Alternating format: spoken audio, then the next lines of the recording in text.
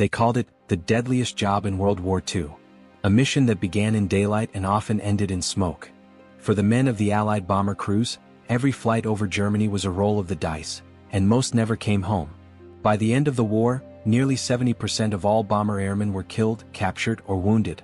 In the skies above Europe, courage alone wasn't enough. Survival was a miracle. This is the story of those who fought and died in the endless firestorms over Nazi Germany. By 1942, the Allies faced a problem.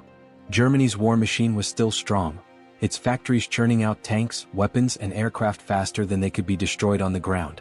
To break Hitler's backbone, the Allied command turned to the skies. The plan was brutal and simple. Bomb Germany until it could no longer fight. Destroy its fuel, its railways, its cities, its will to resist. But there was a catch. To hit targets accurately, bombers had to fly in daylight, straight through German air defenses. And that meant they would be seen and hunted. The men who flew those missions were young, many barely out of high school. They trained fast, were issued leather jackets and parachutes, and climbed into machines that looked invincible, but weren't. The B-17 Flying Fortress and the B-24 Liberator, mighty four-engine bombers built for long-range missions, were symbols of Allied power. But in reality they were massive targets. Each carried 10 men, tons of bombs, and thin aluminum skin that couldn't stop a single cannon shell. Inside the fuselage the air was freezing. Temperatures at 25,000 feet dropped below -40 degrees Celsius. Oxygen masks iced over, frostbite was common, and the noise of the engines was deafening. For 8 hours at a time, crews sat shoulder to shoulder watching the horizon for specks, enemy fighters that meant death was coming. They knew the odds. Every man did. And still they climbed aboard. The early bombing raids were a disaster. In August 1943, the U.S. 8th Air Force sent hundreds of bombers deep into Germany to hit industrial targets in places like Schweinfurt and Regensburg, the heart of ball-bearing production. They went in without fighter escorts. German radar saw them coming hours away. Messerschmitts and Focke-Wulfs swarmed the sky, attacking head-on, tearing through the formations. Flak cannons from the ground filled the air with black bursts of steel. When the bombers turned for home, the sky behind them was a trail of fire. Of the 376 bombers that took off that day, 60 never returned. Hundreds of airmen were missing, burned, captured, or vanished into the clouds. One gunner wrote later in his diary, "We left in tight formation. We came back scattered like ghosts. Every time I looked back, another bomber was gone." German fighter pilots quickly learned the bombers' weak points. They attacked from above, from head-on, from below, firing cannons that could rip through an entire aircraft in seconds. The bomber gunners fought back with machine guns mounted in every direction, but the sky was vast and the enemy was faster. Inside a formation of 200 planes, the air looked alive. Tracer rounds, smoke trails, fragments spinning through sunlight. If a bomber caught fire, it usually meant everyone inside was doomed. At high altitude, you couldn't open the doors against the wind, and the cold could freeze your hands before you reached your parachute. Still they kept flying. Every day more missions. More names added to the lists. For bomber crews, survival wasn't measured in years, it was measured in missions. A full tour for American crews was 25 operations. Most didn't make it past 10. The statistics were horrifying. In 1943, a new crew had less than a 1 in 4 chance of finishing their tour alive. In some squadrons, losses were so heavy that replacements arrived faster than names could be painted on the planes.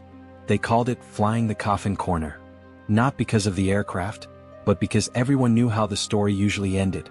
On October 14, 1943, Black Thursday, hundreds of B-17s launched again toward Schweinfurt. They went in without full fighter support just like before. The result was slaughter.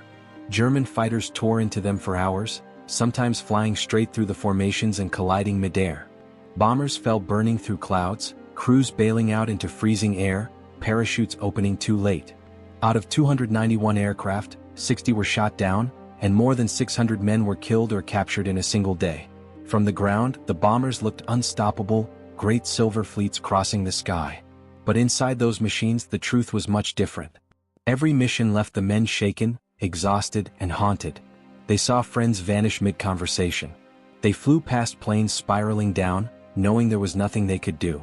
The courage wasn't in flying once, it was in climbing back aboard after seeing what happened the day before. A pilot named Donald Bennett once said, "You had to shut down your soul. If you didn't, you'd never go back up." By late 1943, it was clear, Daylight bombing without escorts was suicide. Losses were unsustainable. Commanders paused the deep raids until a new fighter could accompany the bombers all the way to Germany and back. Then came the answer, the P-51 Mustang. With its long range and deadly agility, it could protect the bombers all the way to Berlin. For the first time the odds began to shift. But even then danger didn't disappear. Flak shells still filled the sky, and the Luftwaffe fought with desperate fury. The men inside the bombers never forgot. One lucky day didn't change the truth. For every formation that came home, others didn't. Each mission might bring victory closer, but it also carried 10 more crews into history. By 1944, the Allied bombing campaign was relentless. Cities burning, factories shattered, skies filled with smoke. But the cost was beyond anything the world had seen. Tens of thousands of airmen vanished into the clouds over Germany, their bodies never found. Their mission was to destroy a regime. But it nearly destroyed them first. By 1944, the bombing war had become a rhythm of death. Every dawn, engines thundered across English airfields, wings lined up in endless rows, and hundreds of bombers rose into the cold sky. For the men inside it felt mechanical: suit up, climb aboard, pray and fly toward the fire. The mission list grew longer and so did the losses. Even with the new P-51 Mustangs guarding the skies, no flight was safe. The flak over Germany was constant.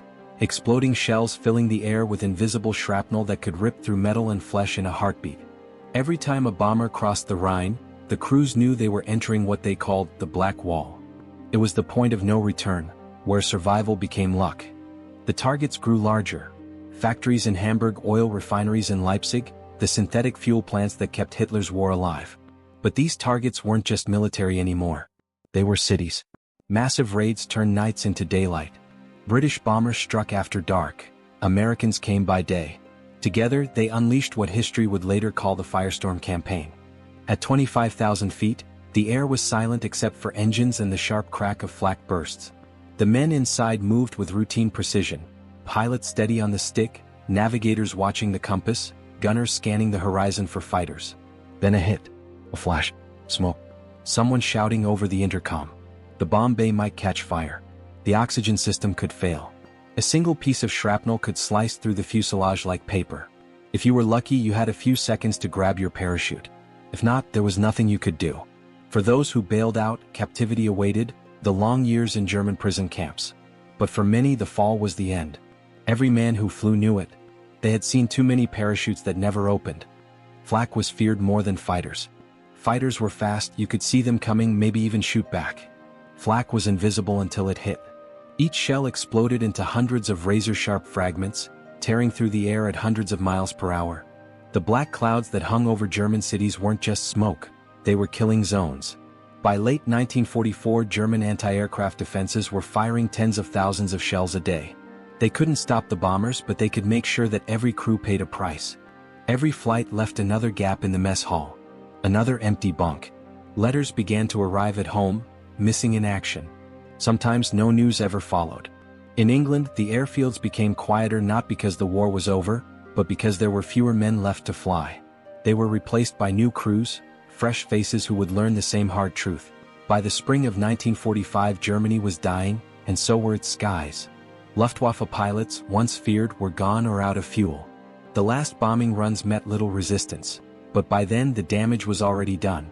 In total, the Allies lost over 100,000 airmen in the European theater alone. Tens of thousands were killed in action. Many more were captured, wounded, or simply never found. For every 100 bomber crewmen who took off, only 30 came home without injury. Some called them the bravest generation. Others simply called them survivors. When the war ended, the bombers didn't come back as heroes. There were no parades, no grand speeches. The world moved on, and the skies fell silent. The men who had once flown through fire found it hard to explain what they'd seen. Many stayed quiet. Some couldn't sleep. They'd wake in the night hearing engines, feeling the jolt of flak, seeing the sky full of burning planes. They'd remember their friends, 10 men to a crew, and how, one by one, their names had disappeared. The war had ended, but for them it never really did. When historians look back on World War II, they speak of battles and victories. But somewhere between the lines there's another story, of the boys who climbed into the sky knowing they might never return. They weren't looking for glory. They were just trying to finish their mission. And in doing so they paid more than any soldier should ever have to. If you want to hear more untold stories from the war, about the courage, the cost, and the people behind the uniforms, help us out with subscribing.